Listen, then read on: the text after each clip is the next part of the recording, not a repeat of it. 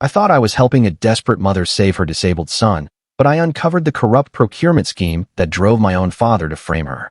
When I testified, my mother called me a traitor and disowned me. I haven't seen her since, but last night, I left flowers on a grave that was meant for me. Smoke billowed from the vents as the elevator abruptly halted between floors. I frantically pressed the emergency button, but nothing happened, and my phone displayed no signal.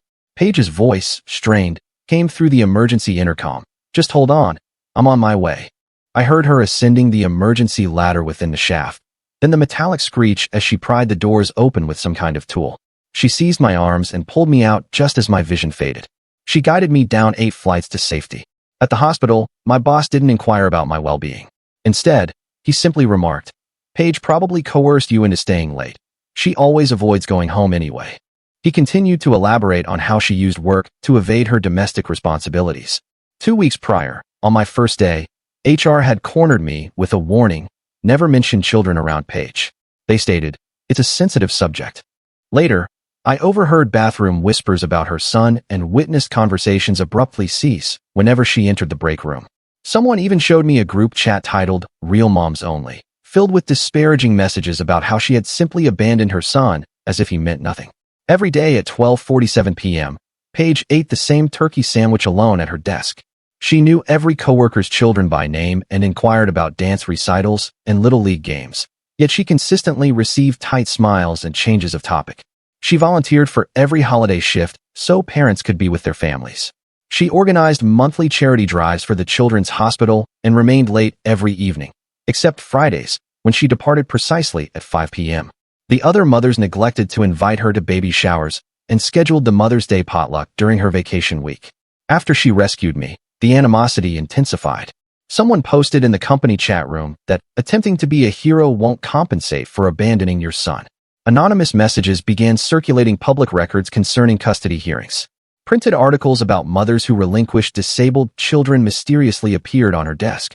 2 weeks after the fire, I discovered her weeping in her car after our boss suggested, in front of everyone, that she transfer to a department without parents for a better cultural fit. She showed me her phone, filled with hundreds of photographs, all taken at an assisted living facility. It was the same small boy. Medical bills covered her passenger seat. She whispered, "I don't earn enough, even with all the overtime." Then she looked at me with shattered eyes and said, "He isn't abandoned. I'm just no longer his mother legally." She explained that her ex-husband gained full guardianship after their son received a severe autism diagnosis. The judge ruled she was too emotionally unstable to provide adequate care. She received a 1-hour supervised visit per week, Fridays from 6 to 7 p.m. She paid for private care after his father largely abandoned him, so he wouldn't end up in state housing, even though it consumed every cent she earned. "Every single penny goes to him," she stated. The next morning, Paige sat at her desk with the same sandwich and the same pleasant smile, because she needed this job to keep her son out of state care. I confronted Paige the next morning about what I had uncovered. She looked up from her turkey sandwich with those same weary eyes and denied everything. The photos on her phone were of her nephew, she insisted, not her son. Her hands trembled as she closed her laptop and told me I was mistaken about the entire situation. I wanted to believe her, but something felt amiss.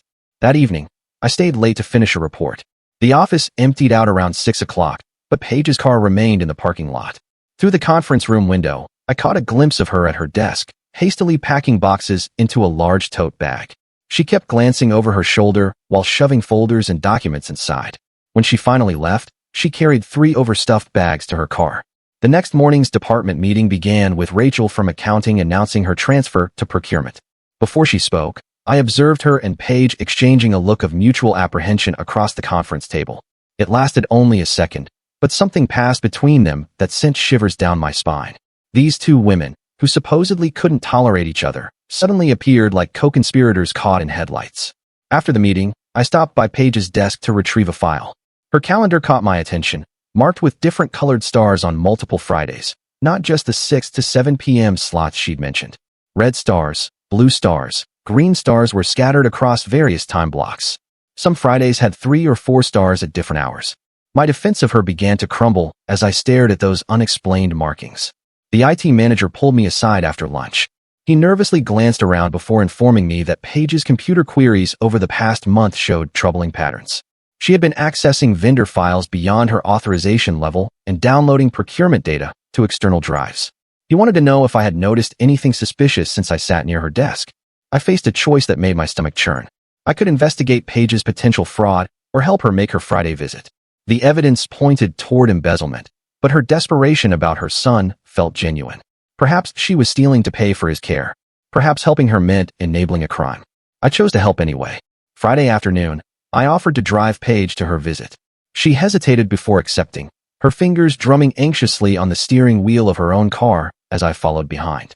The private care home was located 40 minutes outside town in a converted Victorian house.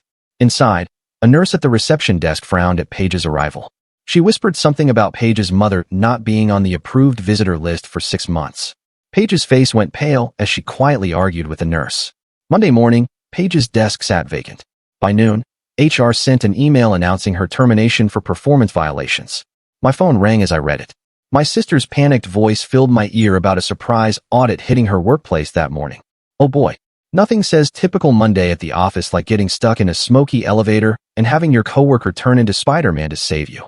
Paige just casually climbs up the elevator shaft like it's no big deal. Then the boss shows up at the hospital, and instead of asking if they're okay, he starts gossiping about Paige's home life. Real classy move there, Chief. Federal investigators were scrutinizing 5 years of procurement records. She kept asking how this could be happening now. Our building's insurance company requested security footage from the fire incident. While reviewing the files, I noticed older recordings being automatically deleted from the system. I managed to recover several before they vanished completely.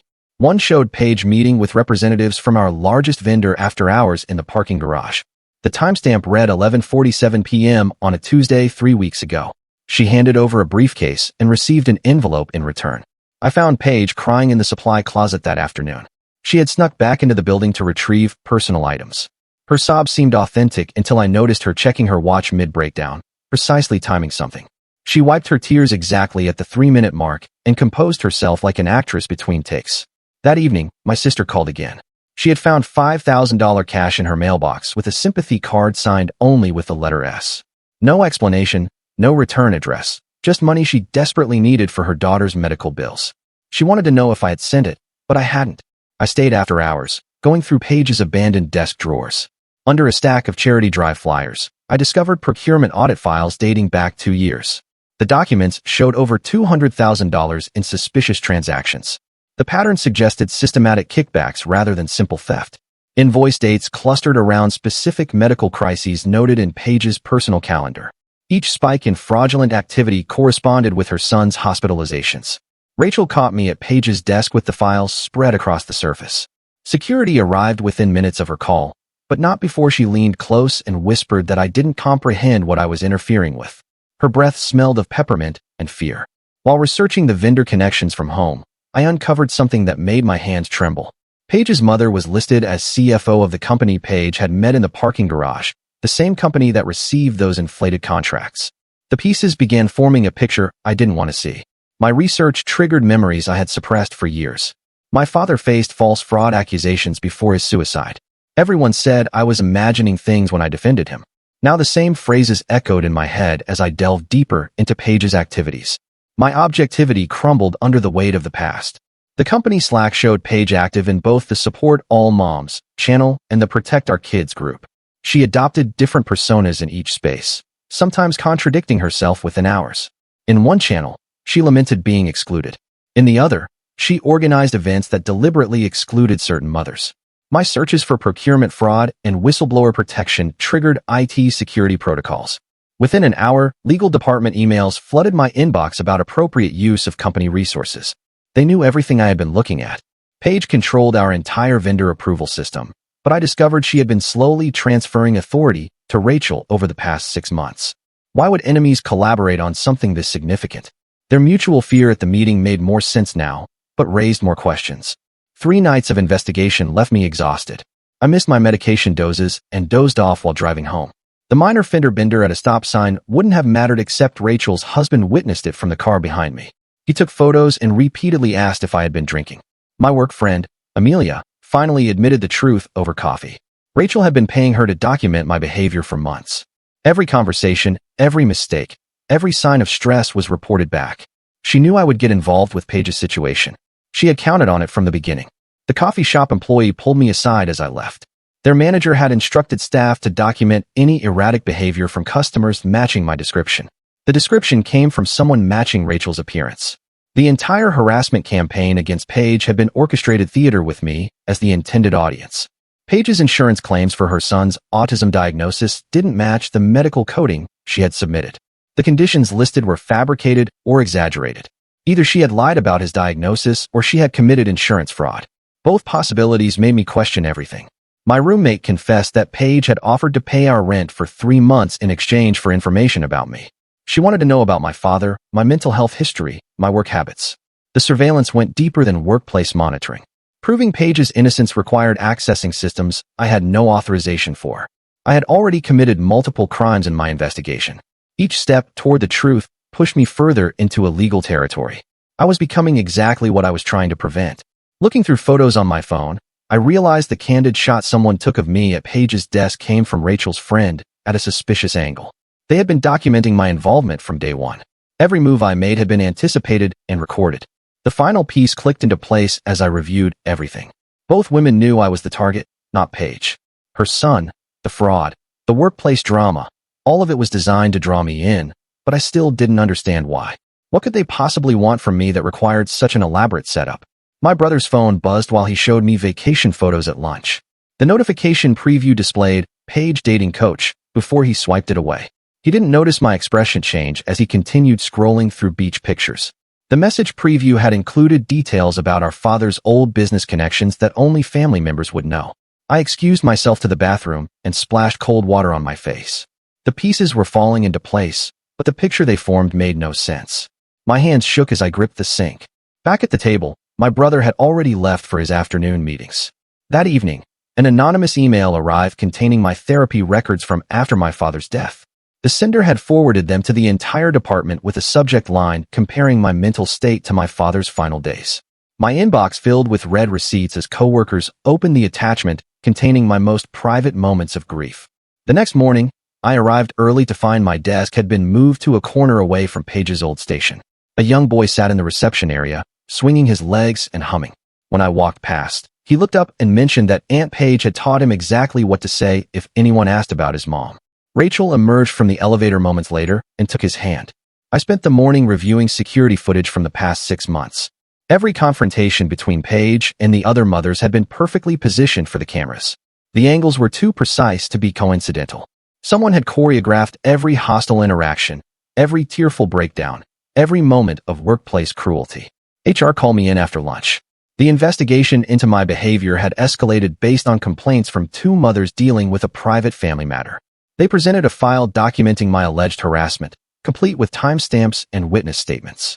The evidence painted me as an unstable employee, fixated on my coworkers' personal lives. Back at my desk, I used Paige's password to access her old email account. The inbox contained correspondence dating back a decade. My father's name appeared in multiple threads, CC'd on procurement discussions with Rachel's mother. The dates aligned with the fraud accusations that had destroyed him. My chest tightened as I read his attempts to expose the same scheme I was now uncovering. I searched social media that night and found photos of Paige and Rachel at family gatherings spanning 10 years. Their children played together at birthday parties and holiday celebrations. The women who supposedly despised each other had been family all along. Every hostile interaction at work had been a performance. The company counselor scheduled a mandatory session the following day. She introduced herself as Dr. Catherine Winters, but I recognized her from Rachel's Instagram posts. They were cousins who vacationed together every summer. Throughout our session, she documented what she called concerning paranoid ideation. While I tried to explain the connections I discovered, I attempted to record my next interaction with Rachel using my phone. She noticed immediately and commented on me being, just like my father, unable to stop digging. When I checked the recording later, my phone had been factory reset. It confirmed someone with administrator access had wiped it remotely during our conversation. The school pickup drama from the previous week suddenly made sense. I had witnessed what seemed like a custody dispute, but the documentation it created wasn't for Paige's case. My sister's divorce proceedings had taken a turn, and she needed evidence of unstable family members who might seek custody.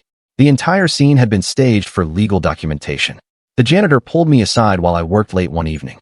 He apologized profusely, explaining that he had been reporting my movements for 6 months. My father had helped his family years ago, and he felt terrible about the surveillance, but They had offered him money he couldn't refuse. He mentioned Paige had been asking about my family history since before I had even started at the company. Rachel appeared in the parking garage as I left that night. She offered to tell me the truth about my father's death if I dropped my investigation. Her offer felt like a trap, but the temptation to finally understand what happened made me hesitate. When I refused, she smiled coldly and said I would regret that decision.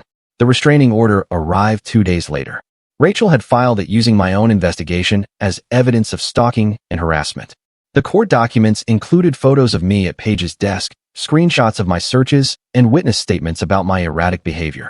I was ordered to stay away from both women and prohibited from accessing company systems. I researched court records from home and discovered the truth about Paige's son. He was in state custody, not private care. The visits she had mentioned required supervision due to an unspecified past incident. Her medical visits were actually court-mandated observations. Everything she had told me about paying for his care had been fabricated. Hidden in the charity donation files on my personal drive, I found a report my father had written before his death. It exposed $1 million procurement fraud involving multiple companies and government contracts. The names matched the vendors Paige had been meeting with. His investigation went deeper than anyone had known. My sister called that night hysterical. She admitted she had been informing on me since I started investigating. They had evidence about her prescription substance abuse from years ago and threatened to use it in her custody case. She had been feeding them information to protect her children. Her betrayal cut deep, but her next confession destroyed me completely. She had driven our father to the bridge that night. He had called her, desperate and afraid, saying he needed to disappear before they destroyed our family. She had tried to talk him out of it during the drive, but he was beyond reason. The guilt had been eating her alive for years. She had betrayed me to keep the secret buried. I started planting false information to map the surveillance network. I told different lies to different people and tracked which ones surfaced where. The web of connections became clear as my disinformation spread through channels I could monitor. Both women had informants throughout the company and my personal life. During an HR meeting about my performance, I feigned an amnesia episode. While they scrambled to call medical assistance, I slipped away to the executive floor. The CFO's office was unlocked, and I photographed everything I could find before security arrived. The file showed our entire department had been under federal monitoring since my father's death. A sticky note on one folder read, "Hi, approved," with my employee ID number. My father's former business partner contacted me through an encrypted message. He claimed my mother had been the real whistleblower, not my father. The revelation made me question everything I thought I knew about my family. He offered to meet, but only if I came alone and told no one. The investigation consumed my life. I missed my sister's custody hearing while chasing leads about the fraud. She lost her children that day. The judge cited family instability and specifically mentioned my recent behavior as a concern. Paige and Rachel had orchestrated this outcome from the beginning. My sister's devastation was part of their plan. My inheritance was frozen the next week. My mother had filed concerns about my mental health with the probate court, supported by documentation from Dr. Catherine Winters. Without access to those funds, I couldn't afford a lawyer to fight the restraining order or help my sister appeal the custody decision. I visited my father's grave seeking clarity. The groundskeeper approached and mentioned he had been asked to report any visitors to this particular plot. When I pressed him, he admitted his ex-wife had hired him for this specific job. His ex-wife was Paige. Even my father's resting place was under surveillance. The termination letter arrived, citing performance issues and violation of company policies. HR produced complaints from my first month that had somehow never been addressed until now. Each complaint was signed by employees who had left the company shortly after. The signatures looked authentic, but the timing was too convenient. I moved in with a friend while trying to piece together what was happening. My mother called to say Paige had been visiting her regularly for emotional support. They had bonded over their shared experiences with difficult family members. My mother's words were carefully chosen, like she was reading from a script. During one of these visits, my mother finally admitted the truth. She had discovered my father's involvement in the procurement fraud years ago. The night he died, she had confronted him with evidence she had gathered. He had chosen death over prison and the shame it would bring our family. Her confession shattered the image I had held of both my parents. My investigation triggered an audit at my former brother-in-law's company. Federal investigators descended based on anonymous tips about procurement irregularities. Innocent employees lost their jobs as the company folded under scrutiny. Their children asked why I had hurt their daddy's work. I hadn't submitted those tips, but my searches had triggered automated systems. My brother-in-law attempted suicide after losing everything. The note blamed me for pursuing a vendetta against mothers trying to protect their families. The local news picked up the story, painting me as a disturbed individual who had destroyed multiple lives over workplace paranoia. Public opinion turned against me completely. I continued investigating despite the trail of destruction in my wake. Each revelation brought more pain to innocent people caught in the crossfire.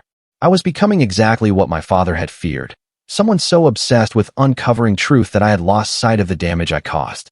Paige found me at a coffee shop one afternoon. She sat across from me and asked what would happen if my father had been wrong about who the real villains were. She produced his early notes from the investigation, pages where he had praised my mother's integrity and business acumen. The documents suggested he had changed his theory later, possibly to protect someone else. I admitted to her that I had broken numerous laws during my investigation: computer fraud, identity theft, breaking, and entering. The list grew longer each day.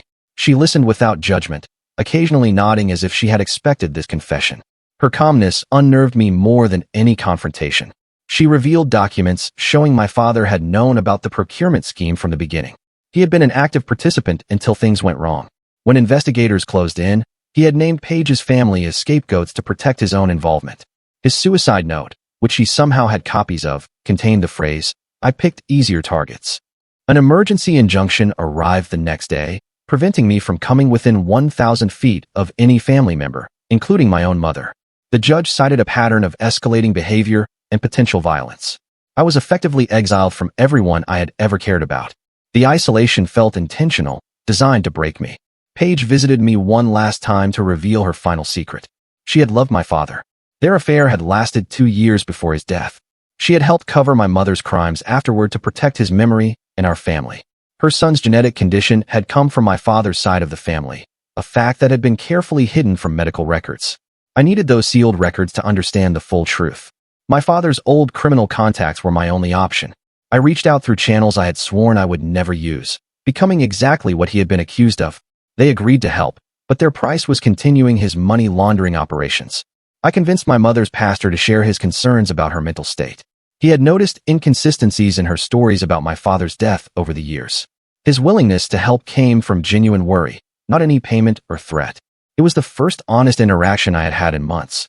The evidence I needed required threatening to expose Paige's teenage daughter's sealed juvenile records. The girl had been arrested for fraud at 16, following in the family business. Using a child's mistake as leverage made me sick, but I had crossed too many lines to stop now. I obtained what I needed through blackmail. My minor victory in proving a timeline inconsistency felt hollow as I watched Paige cry over real photos of her son. We had both been destroyed by protecting others, sacrificing our integrity for people who would never know the full cost. She looked at me with understanding, recognizing a kindred spirit in mutual destruction. My father's suicide note was sealed in evidence from the closed investigation. A federal warrant unsealed it based on new evidence in the procurement case. The note revealed more than anyone expected, implicating dozens of people in a conspiracy that reached beyond our small company. Everyone wanted to bury it again. Everything now depended on testimony from my father's former partner, who had been in hiding since the night of his death. He held the key to understanding why my father had chosen death over exposure. Finding him would require resources I no longer had, and allies who had all been turned against me. The investigation had led me to this moment of complete isolation, exactly where Paige and Rachel had wanted me from the beginning. The meeting location my father's former partner chose made my skin crawl. An abandoned warehouse near the docks where my father had conducted business decades ago.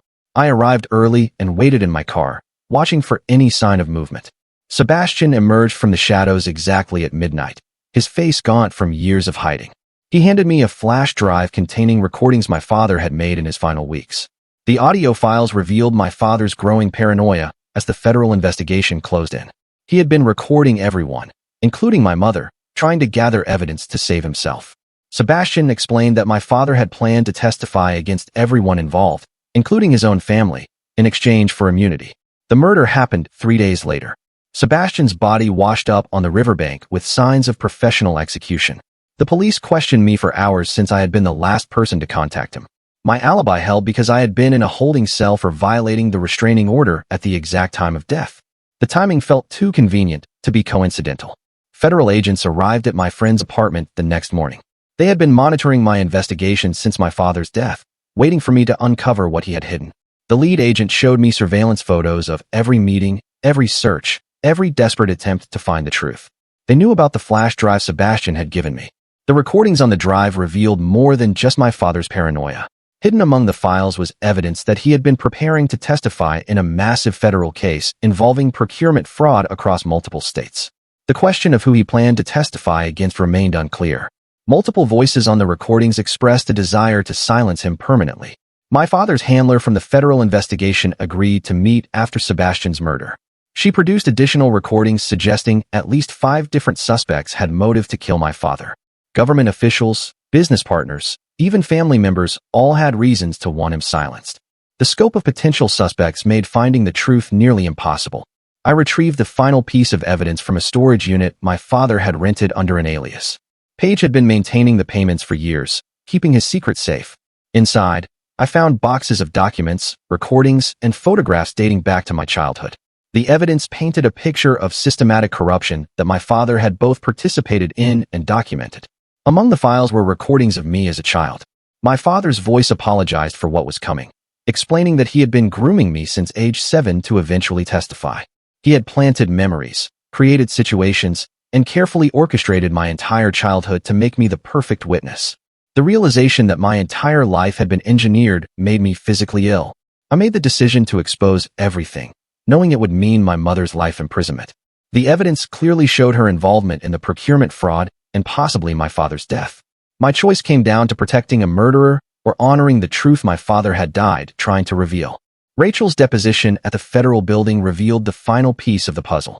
She and Paige had been cooperating with federal investigators for 3 years. Their immunity agreements predated my employment at the company. Every interaction, every moment of workplace drama had been part of their cooperation agreement. They had been tasked with drawing out other conspirators. The federal investigation had monitored me since childhood, using my father's plan against itself. They had watched me grow up, waiting for the moment I would be useful. Paige's tears had been genuine because she knew where this path would lead. She had been forced to participate in destroying another family while protecting her own. 3 key relationships in my life had been federal informants. My college roommate, my first boss, and my therapist had all reported on me for years. Others in my life had been unaware participants in a decades-long operation. So, basically, everyone in this poor person's life was secretly working for the feds, except maybe their barista and the guy who delivers their mail. Though at this point, I wouldn't be surprised if the mailman was wearing a wire too. Rachel and Paige being undercover for 3 years means all that office drama was basically community theater funded by the government. The scope of deception surrounding my entire existence defied comprehension. Both sides prepared for the federal trial where I would testify against my mother. The prosecution built their case on the evidence I had uncovered, while the defense prepared to paint me as an unreliable witness corrupted by federal manipulation.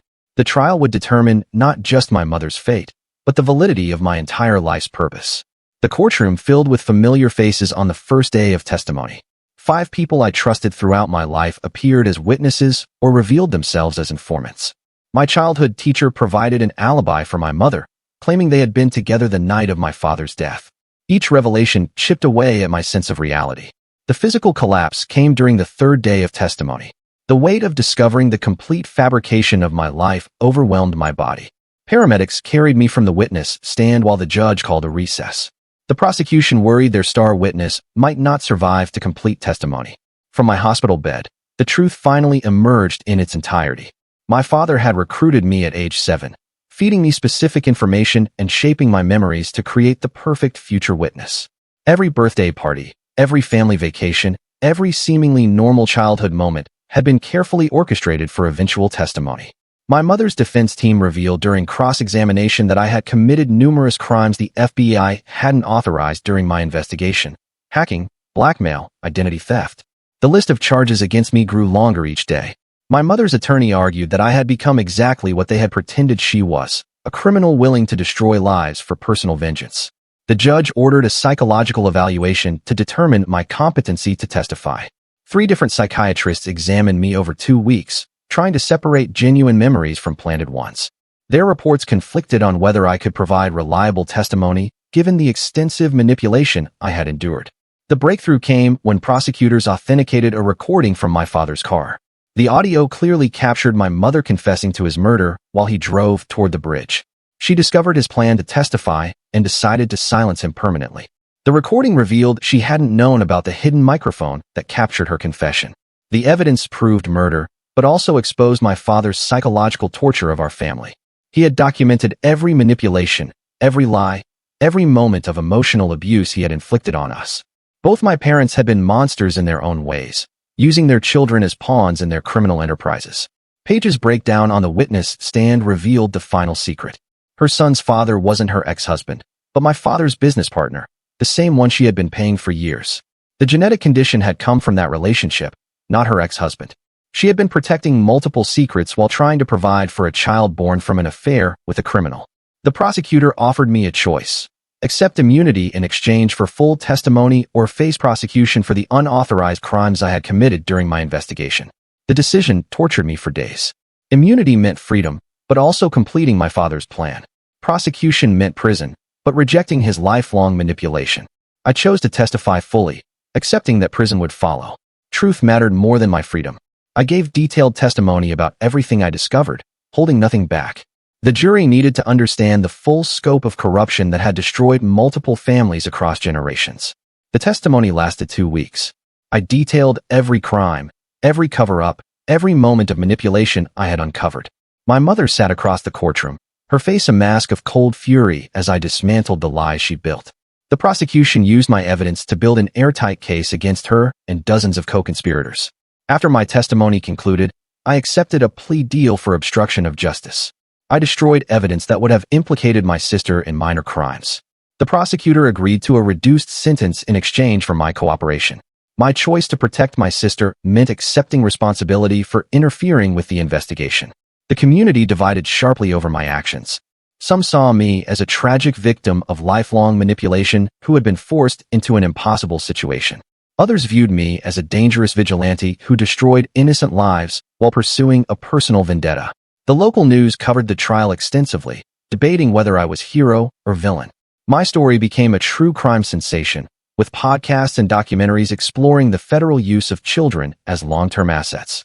The attention felt like another form of imprisonment, trapping me in a narrative I had never chosen.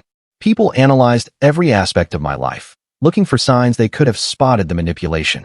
During my incarceration, I wrote extensively about the FBI's practice of grooming child witnesses.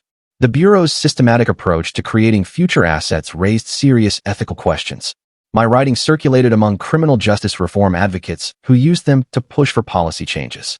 Paige visited me monthly during my imprisonment. She was the only relationship in my life that felt real, born from our mutual destruction. We had both been forced to sacrifice everything for other people's crimes. Our conversations in the visiting room became the only honest human connection I had left. The legal system eventually established new protections preventing the use of children in long-term federal operations. The policy changes came too late for me, but might protect future generations from similar manipulation. My case became a cautionary tale about the intersection of family crime and government overreach. My mother received life in prison for murder and conspiracy. The procurement fraud network collapsed entirely, with dozens of conspirators convicted. The investigation revealed corruption reaching into state government and major corporations.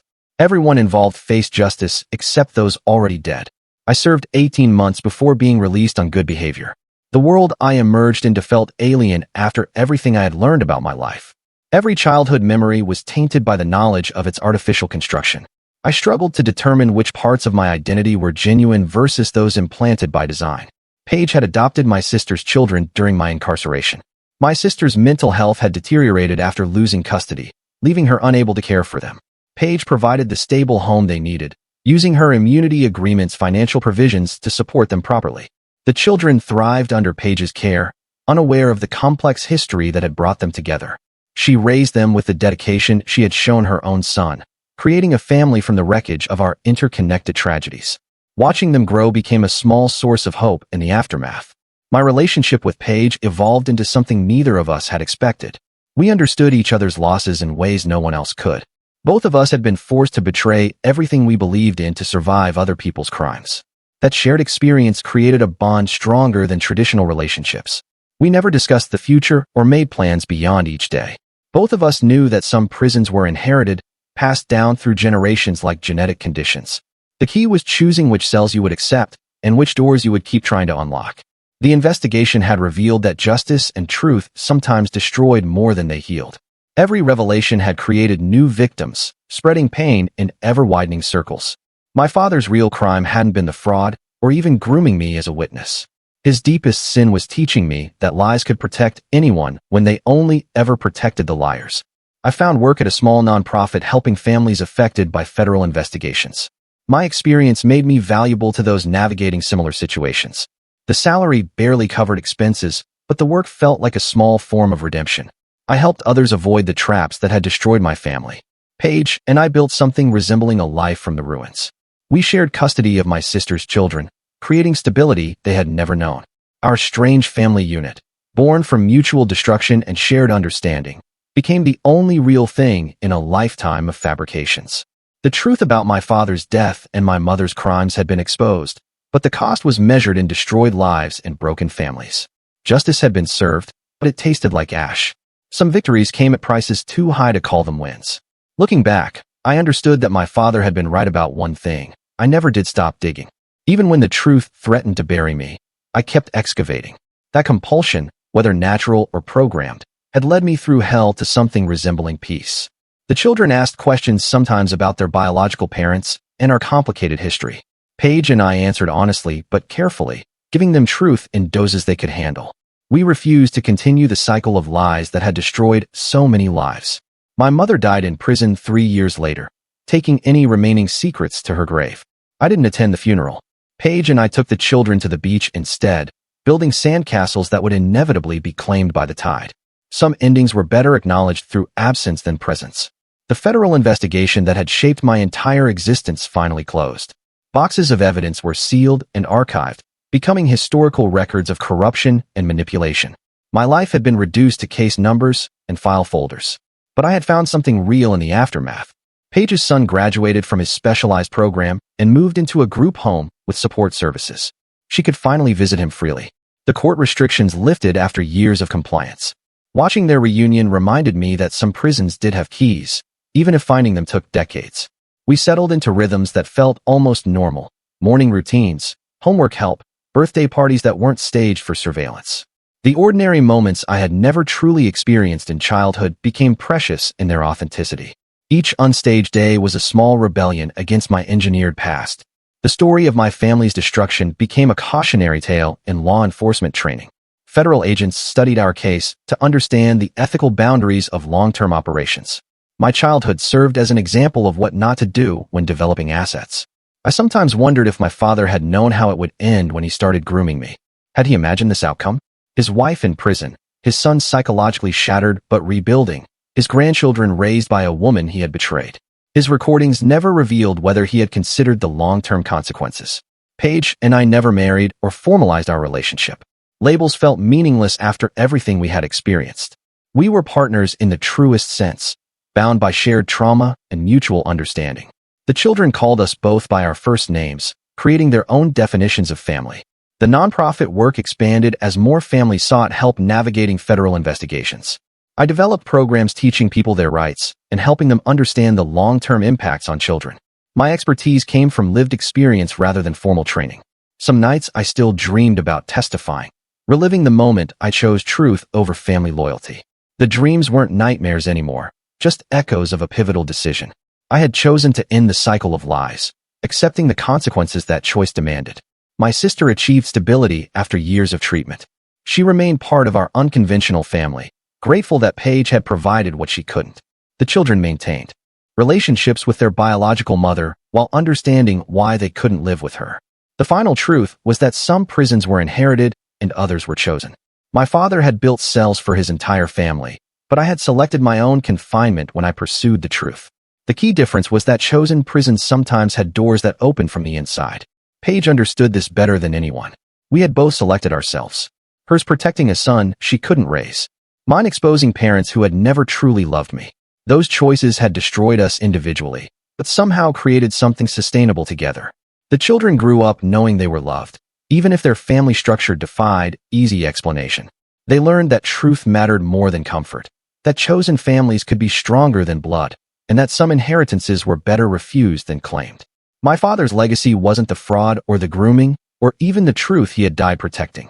His real inheritance was teaching me that lies never protected anyone worth protecting. That lesson, learned through decades of pain, became the foundation for whatever honest life I managed to build. In the end, Paige and I found peace not through forgetting, but through accepting. We accepted that justice and truth sometimes destroyed more than they healed. We accepted that some prisons were inherited while others were chosen. Most importantly, we accepted that the key to surviving either was knowing which doors you would keep trying to unlock and which ones you would finally agree to close. So, after all that drama, they basically ended up as the world's most complicated roommate situation. Hey kids, remember your mom who's also not your mom, but kind of is? And I'm the person who sent everyone to jail, but now makes your lunch. This has been quite the wild ride, from elevator breakdowns to family secrets bigger than my coffee addiction.